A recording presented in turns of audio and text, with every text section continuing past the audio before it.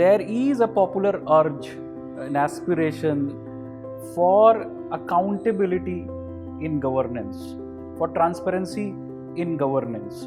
That there is a chain of command. The Council of Ministers are collectively responsible to Legislative Assembly, and Legislative Assembly is elected by the people. In order to empower them, right? We need an empowered civil service to fulfill their constitutional mandate. So this basically adds to the expectation of transparency and accountability.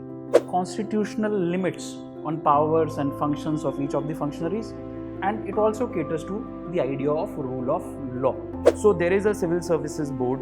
One, it can be given statutory recognition. Second, the recommendations of Civil Services Board should be implemented. A bureaucrat coming into the position of power has rule to back them. So officers must also understand that they are just there temporarily to do their job.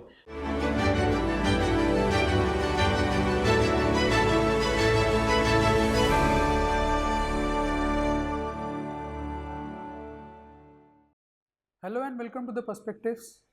My name is Chiranjit Mishra and I welcome you all to today's panel discussion. The focus today is the uneasy relationship between politics and bureaucracy in India. The elected leaders of people have been constantly locking horns with India's steel frame, that is the bureaucracy. Today we explore a very important question. Can that steel frame bend without breaking? And to answer that question, today we have with us two eminent faculty members of VisionIAS, Amil sir and Anjani sir. Hello sirs. Hello. Anjani sir, let's begin this discussion with a question for you, which is a very important question, which is going to set the stage for the discussion. What exactly happened recently, as a result of which we are again pondering about this constant tussle between the two, and how is it going to affect the governance in India? So Chiranjit, let me start by saying that there is no point in calling names, etc. But everyone who is following media was aware of an incident where a minister and a young IPS officer and their conversation made the news. So again, how this issue was framed, if you see public opinion or if you see perceptions, was in terms of the challenges bureaucrats face in terms of following their own constitutional mandate or fulfilling their duties. Second, the way the opinion was polarized, it also showcased that there is a popular urge, an aspiration for accountability in governance, for transparency in governance. And then we also saw arguments regarding how the political leader in question perhaps not so much was intent on putting pressure on the official, rather he wanted to diffuse a situation involving his party workers and the locals. So it's a broader issue, but if in brief we describe it, it is the perennial question of the relationship between the permanent executive, which is the bureaucracy, and the political executive, which is the elected representative and ministers, with the understanding that we in India work under what is called the ministerial responsibility system, where elected representatives have a certain role and the bureaucrats have a certain role. And this is very well defined within the statute, the constitution and the rules. Amil, so would you like to add anything to what sir said? So I completely agree with sir. First of all, we must understand that in a democracy, there need to be a fine balance, because the Supreme Court also ruled in Delhi government case that there is a chain of command. The Council of Ministers are collectively responsible to Legislative Assembly, and Legislative Assembly is elected by the people. So undoubtedly the real power lays in the hand of what you call temporary executive, that is the Council of Ministers. But at the same time, we advertently opted for permanent bureaucracy, although I do not subscribe to the very term bureaucracy, because cracy means rule. So it is not, it is democracy, it is not bureaucracy. So better, UPSC always uses the term civil servants, okay, because that would be a better term, which we often use the term bureaucracy. The better would be civil servants. But yes, we opted for permanent civil services, reason being that many countries like in United States and many developed countries, you won't find permanent civil services. They are temporary. The politicians come to power, they appoint certain civil servants, and when they lose or demit office, these officers relinquish their post. So the reason being, having a permanent civil service is one, it provides continuity in governance. One. Second, the officers are selected on merit basis, all India merit basis. Third, there will be no bias because they are selected by, recommended by UPSC, not by the government. Next, it gives experience, although there are certain shortcomings that less number of professionals join civil services if there is temporary. And one more challenge is that what you call they becomes very mundane, and the very inner what you spirit to work gets reduced because there is no incentive to work. The promotions are very mundane and very normative things. So what sir very beautifully articulated, that this is more of, he was trying to diffuse the situation. So I feel that what you call, we have certain committees. Sabse pehle to I would like that Sardar Patel ji, when he was addressing the probationers in Met Cafe House, Delhi, that we see near the Delhi University. So he said that they are steel frame of India. Second thing, the best gift that the founding mothers in the Constituent Assembly gifted to our civil servant is Article 311, that they will not be dismissed by an authority lower than the appointing authority, and they will be given due opportunity to present and give answers to the charges, unless it is against the security of state. That is an exception.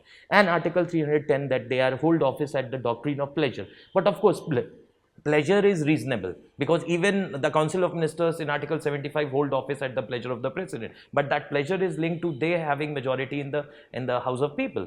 So the Constitution has gifted them with what you call such impartiality. They can perform their functions.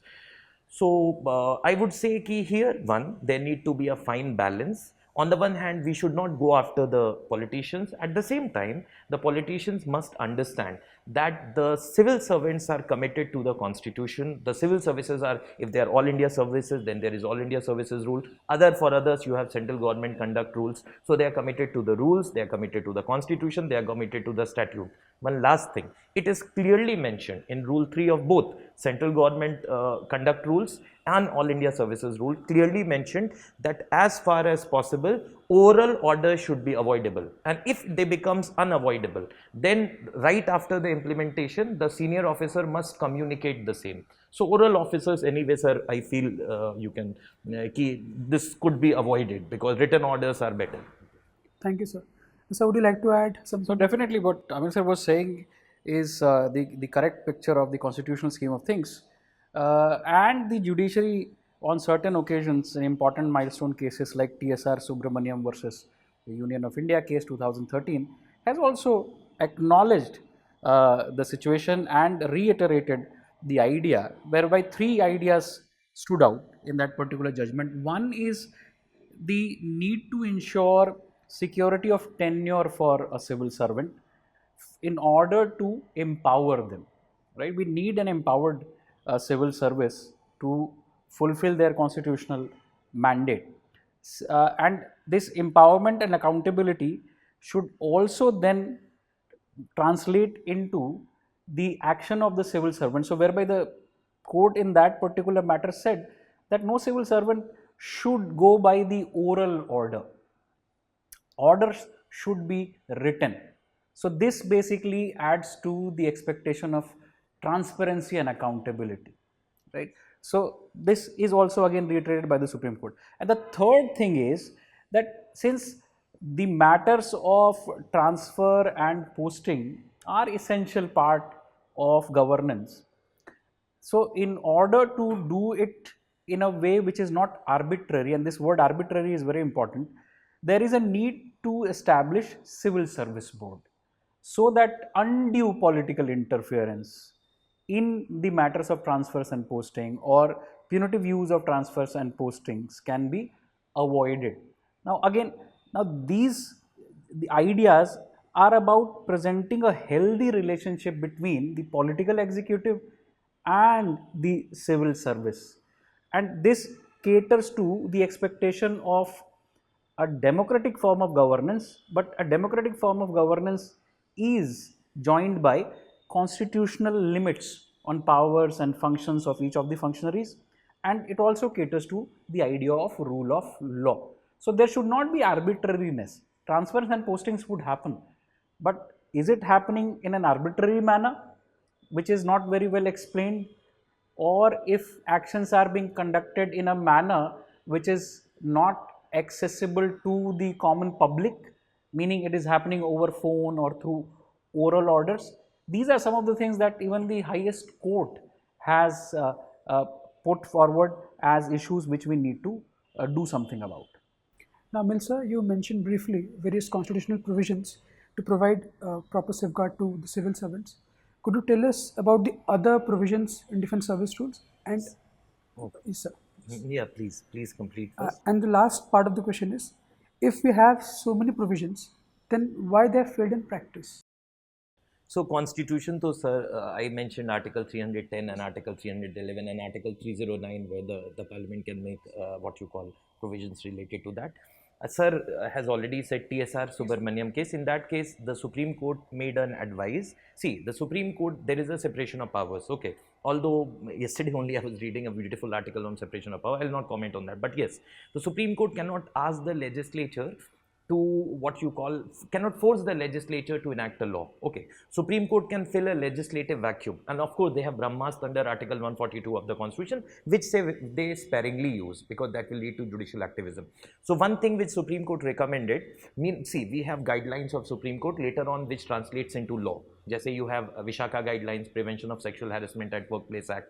Now we have Common Cause versus Union of India, Right to Die with Dignity, which may translate into an act. Recently there was a direction on Chief Election Commissioner's appointment, which translated into an act because Parliament replaced the directions of Supreme Court with a law. So Supreme Court directed that under Constitution, say, Article 309 of the Constitution, the Parliament can make a law, Civil Services Board, which is yet to get statutory force at the union level. So they directed that Civil Services Board should be given a statutory mandate. Second, in what you call, in as sir said, I'm just adding to that, in TSR Subramaniam case, minimum 2-year tenure was there. I was just before coming here, I was going through the Civil Services Board.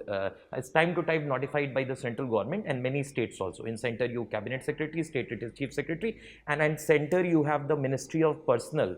What you call secretary is the Department of Personnel, not Department of Personnel secretary is the member. Okay, and also there is an establishment officer secretary who is the ex officio member. There is one more what you call at the state level also, there is composition headed by the chief secretary. So there is a Civil Services Board. One, it can be given statutory recognition. Second, the recommendations of Civil Services Board should be implemented. It should not be routinely superseded because ultimate authority is with the Chief Minister at the state level. Third important thing is transfer in posting. See, being honest, in every, for example, I can give you a small example, that the biggest thing that that the politician has, the person who is political executive, is transfer and posting.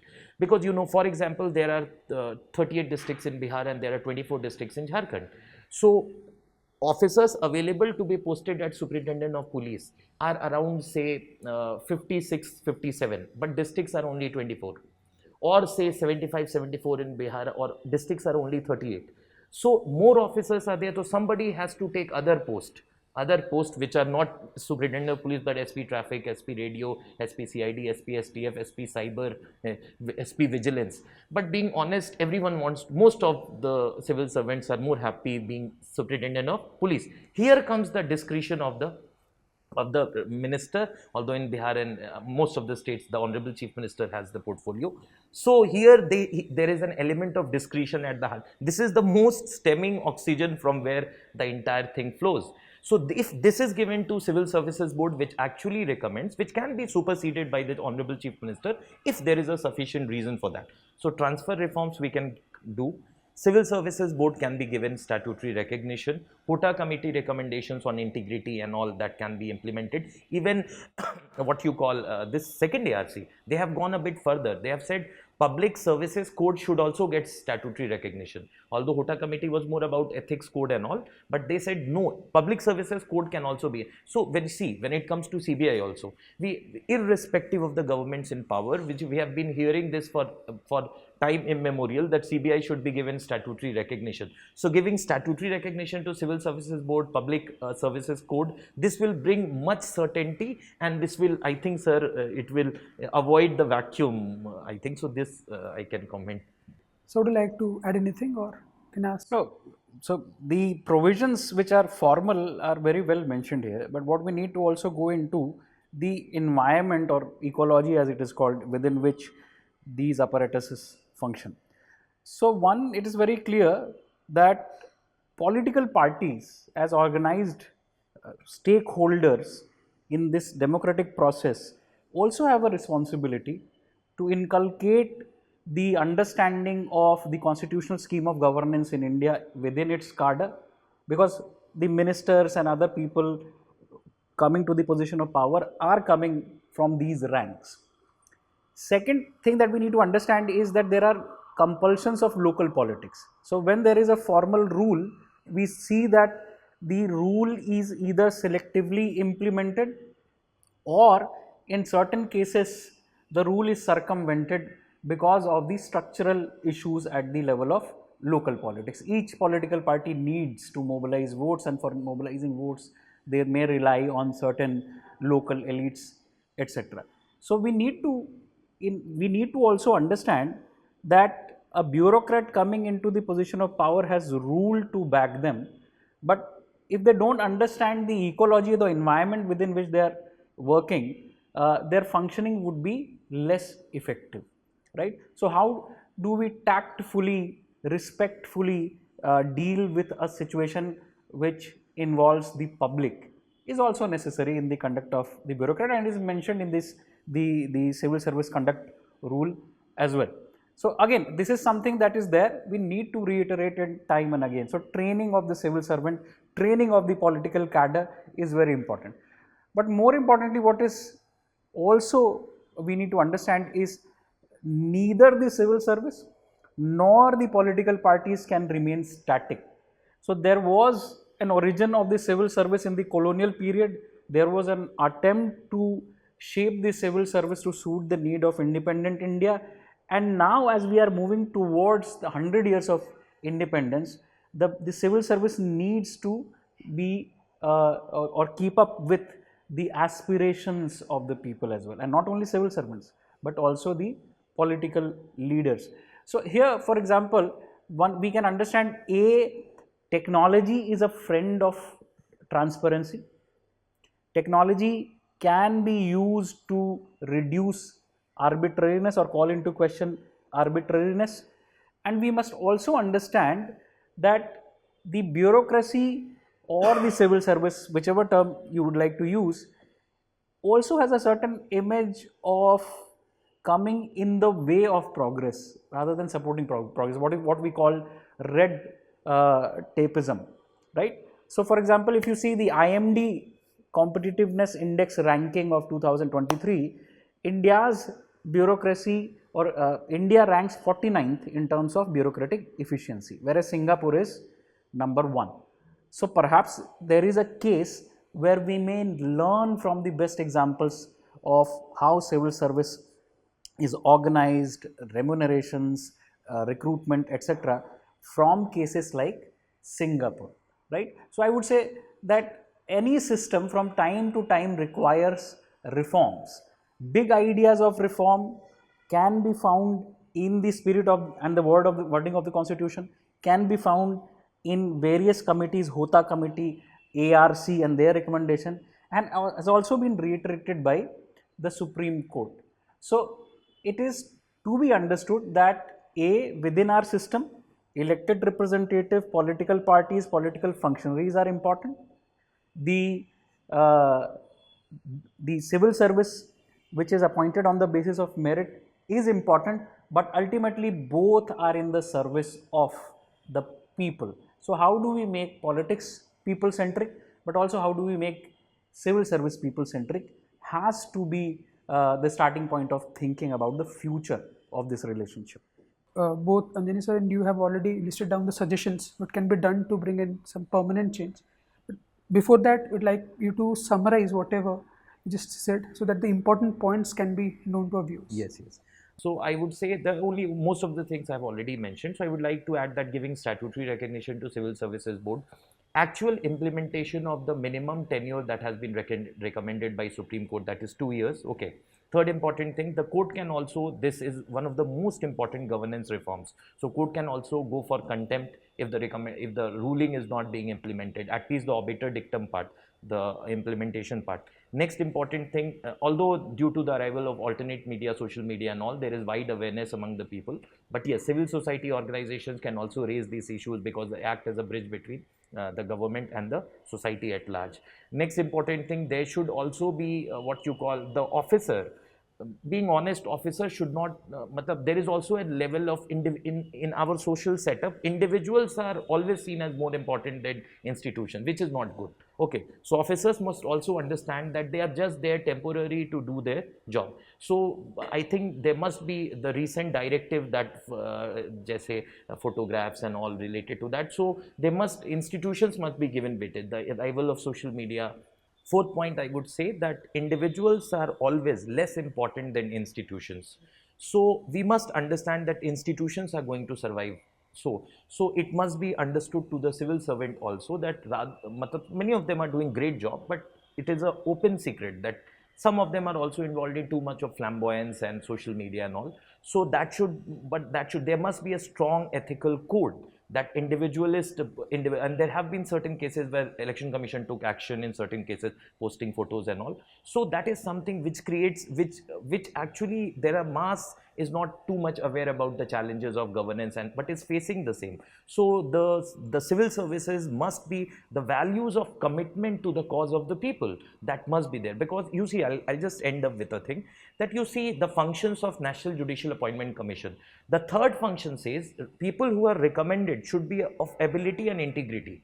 So people who are selected on the basis of ability, recommended, that is not enough. It must also match with integrity. So it also, national capacity building program for civil service. Civil servant must also, I think, understand that many of them are doing great job, but some they are ultimately part of the institutions. So of course they are talented. That is why they are recommended. At the same time, there is also the sense of commitment, because many videos come and many factual statements come, which actually are too hard to understand the behavior. That should also be there. So correct enforcement of civil services code, giving statutory recognition, implementation of the TSR Subramaniam recommendations, having a public services ethics code given as statutory recognition, and the courts time to time intervening if these things are not implemented are my recommendations. Thank you, sir. So comprehensively put forward by Amil sir, I would simply add that formal rules may create an expectation for certain kind of conduct, but not necessarily internalization of that conduct. This internalization is a broader process whereby our education, the training of civil servant and the institutions from which the politicians emerge, all of them have the responsibility, and all of these may benefit by time and again reminding themselves of the first few words of the constitution in the preamble, which starts with "we the people of India." So this is something that should be a reminder time and again. Secondly, as I said, and as Amil sir has also pointed out, the relationship between civil service and the political executive is an important one in a democracy. Now, there is a requirement of looking at how this relationship is functioning, just as any other relationship, from time to time, especially at this juncture when we have a young population. We are looking at the milestone of 100 years of our independence. We need to inculcate newer practices. We need to let go of certain practices which are not serving us. So for example, we need to look into the models of a country like Singapore, how civil service has been modernized there. And lastly, I would say that it is about empowering the people, right? So in Hindi we say Loktantra. So Tantra is often visible, the Lok is often absent. We need to prioritize, we need to bring forward this Lok. So empowerment of the people ultimately would lead to accountability expectations from the politician, as well as accountability and transparency expectations from the bureaucrat. And ultimately both the politician and the bureaucrats or the civil servants are coming from this body politic constituted by the people. So we the people of India is something that should be remembered at all moments by everyone who is involved in public service or public facing jobs. Thank you so much, sir, for your insightful comments and valuable time. So, dear viewers, we hope you enjoyed the session, you liked the session, and because many of you are going to serve as future civil servants, so you can also share your views. As you got to know that there are many ideas, many suggestions, recommendations. What is evidently lacking is maybe to an extent political will. Keep watching. We'll keep coming up with more such important issues. Wish you all the very best.